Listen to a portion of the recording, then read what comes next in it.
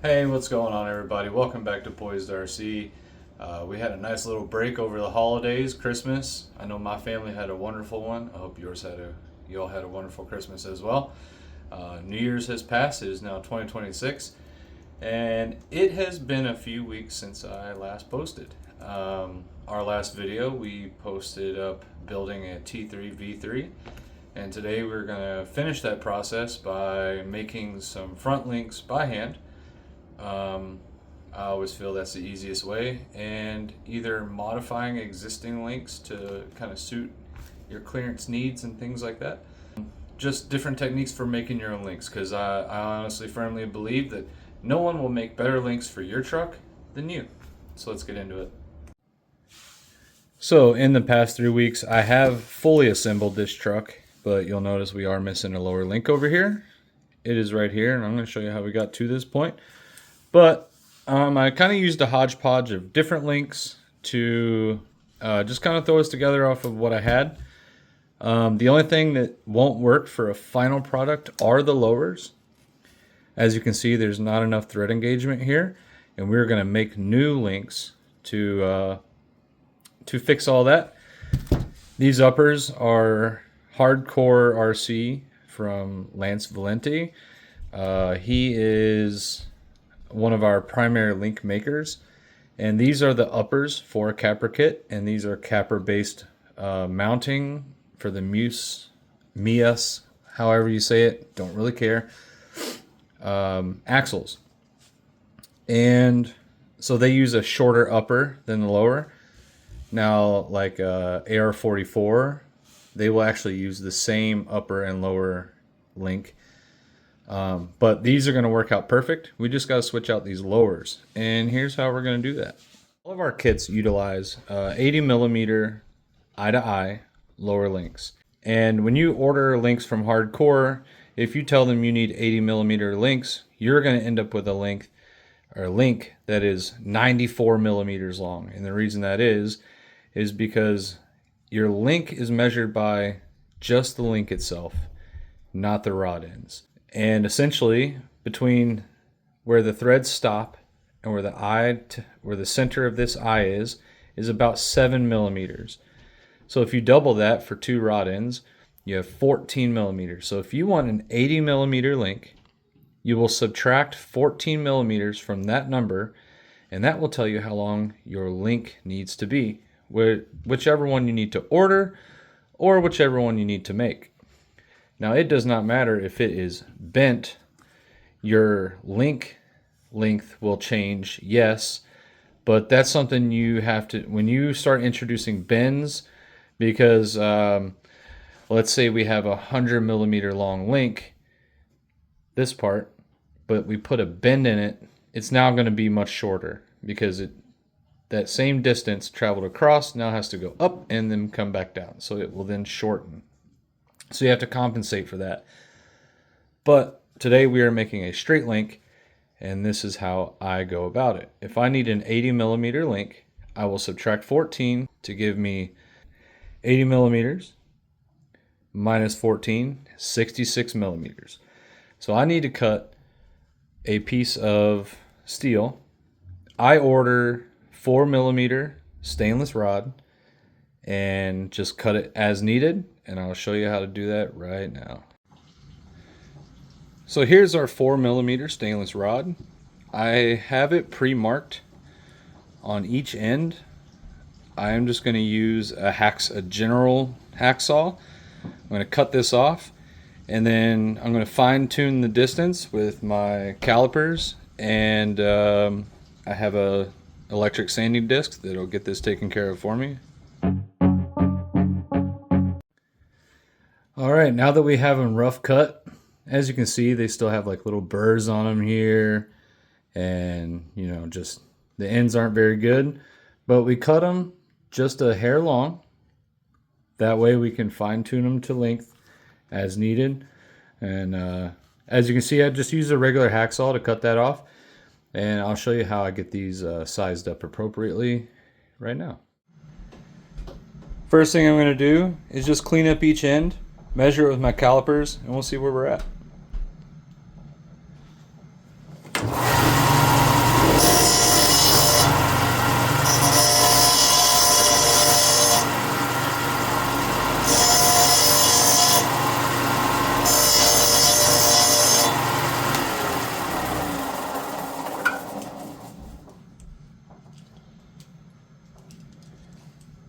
All right, let's measure. Let's give these a quick measure. 66.1, pretty close there, probably close enough. And this one's 67.6, so it's still a little long, so we're going to take some more off of there.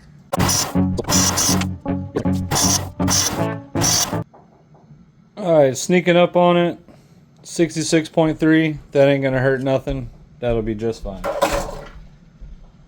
Now what I'm going to do, what I'll do is I'm going to put a taper on each end to make it easier when we go to run a die on this thing.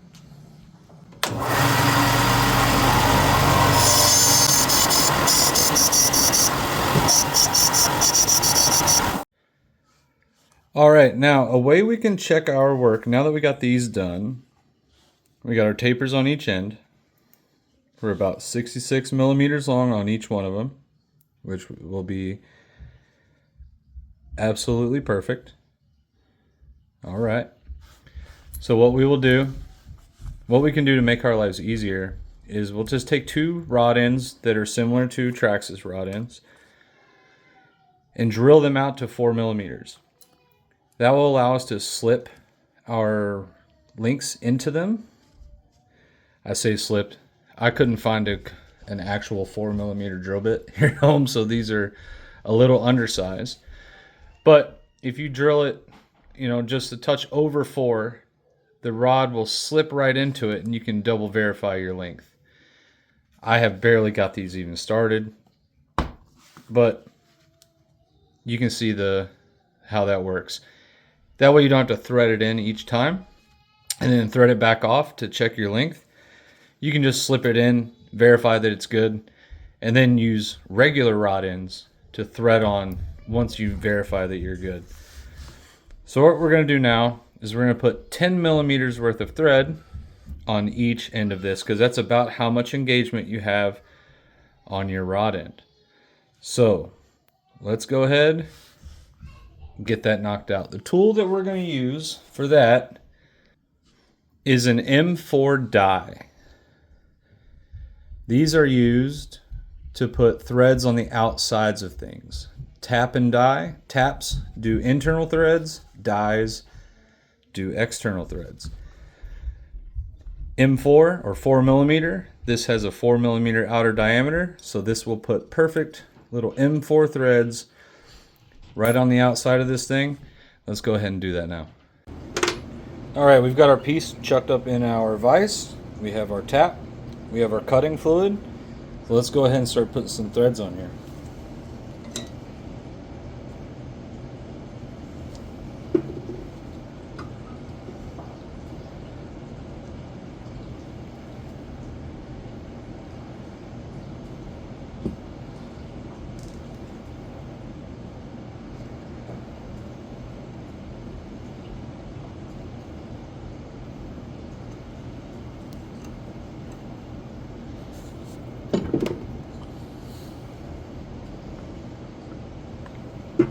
You never have too much cutting oil.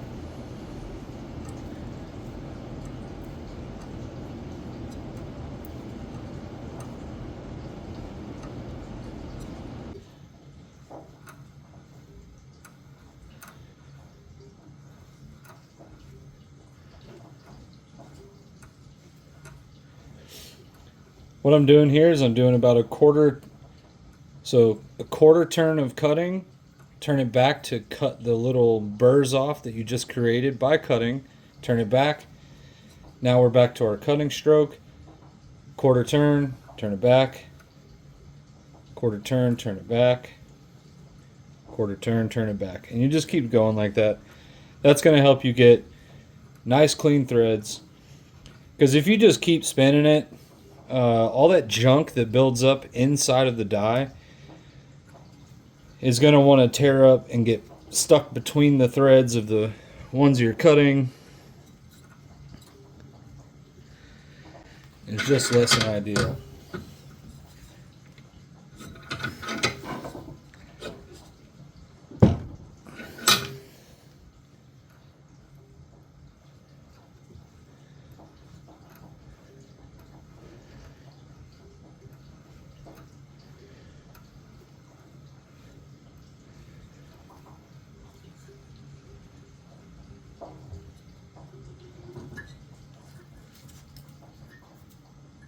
there you have it. Some nice threads. Now we just got to do the others.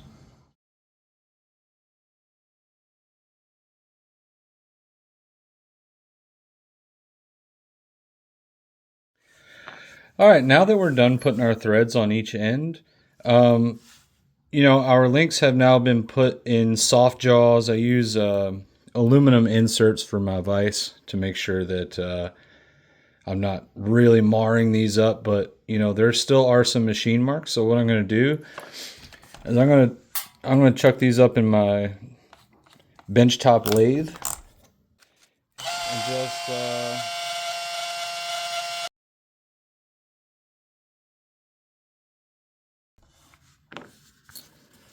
all right. Now let's just assemble these bad boys and see what we got. All right, we got 4 premium Traxxas rod ends here. That is the industry standard for links. There's no reason to use anything other than those, besides the Jado rod ends, which are, as you can see, about 3/8 of an inch longer, which is roughly just shy of 10 mils. But if you want to take a link that you have and make it longer without making a new link, you can just put a Jado rod end on it, and bada bing, bada bam. And you can increase it, 10 mils at a time. You can do one end of it with a Jado, one end with a regular Traxxas rod end, or you can put a Jado on both ends. It is entirely up to you. Then we'll check that against our measuring stick.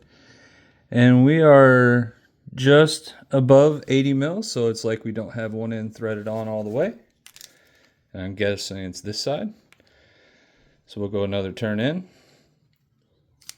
and we'll check it again. There we go. Bang on. 80 millimeters eye to eye.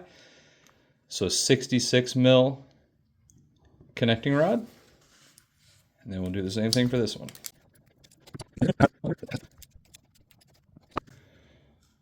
All right, there we go. We have 2 links that are exactly the same length. And let's get those installed on the car.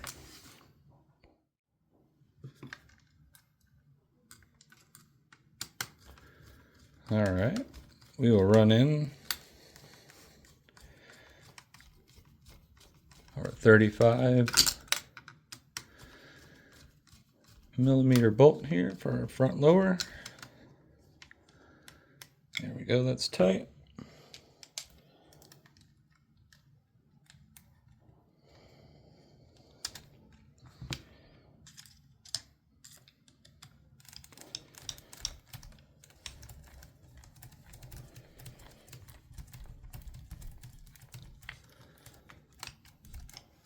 Sweet.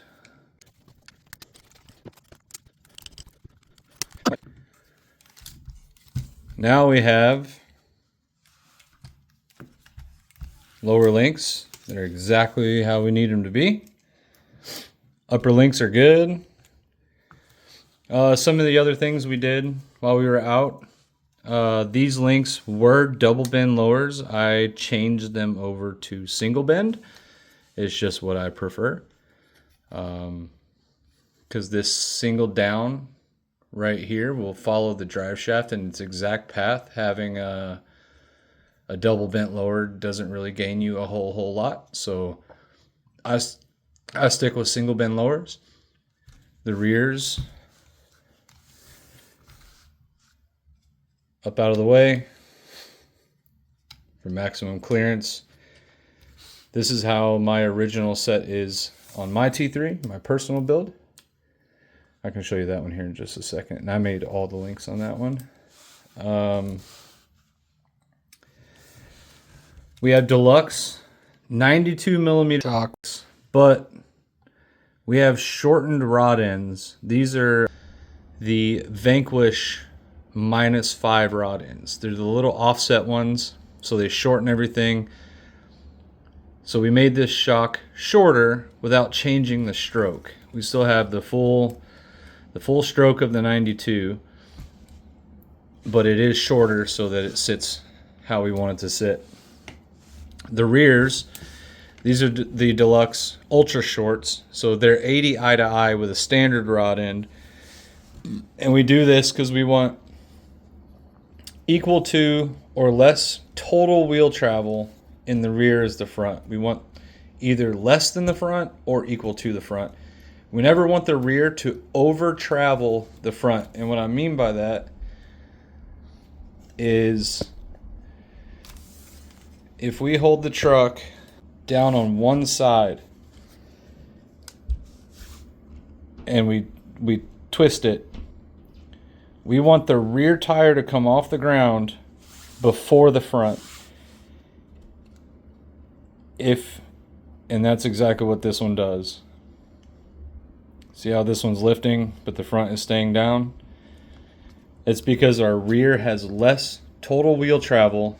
Shock travel is irrelevant because you can change wheel travel with angle. So you can take a shock with less total travel and give it the same wheel travel as a shock with a longer stroke simply by the angle in which you attach it. So we've got this one sitting great. Does exactly what it's supposed to do. Mr. Mello, I hope you enjoy this thing. I've had a blast installing it, everything. This is our Mias Capra style mount electronics tray. It doesn't get lower than this. So if you want to put your battery back here, you have to use it with a servo on axle. I do not believe that servo behind the axle is the most efficient for these short arm front setups. I believe that servo on axle with the battery behind it and then everything else in this one little compartment is the most efficient way to build any of these cars. If you feel differently, I urge you to jump in the comments and either tell me why I'm wrong or a better way to do it. But this is just how I feel. I have some of the most top performing rigs in the country, and I can say that with confidence. So there is that. But yeah, this thing's going to be freaking sweet. We got purple spacers all throughout. We got the steering all dialed. Super high clearance. So everything's behind. Everything's as far back. As far as steering linkages, it's as far back and as up as it can be. And yeah, also I do mount my shocks to the outside of the shock mounts. I spread them apart, front and rear. The front only if I can. In this instance, it's a Capra width straight axle, so I'm able to do that. Most axles you can't due to spatial constraints with knuckles and turning and things like that. This gives more control of the axle. And when I say more control, meaning if your rear was mounted more inwards, it takes less leverage to actuate it. The further out you mount it, the less advantage your axle has over the shock, therefore giving you more control over the axle. Meaning you get more consistent results, it's smoother, everything is just better.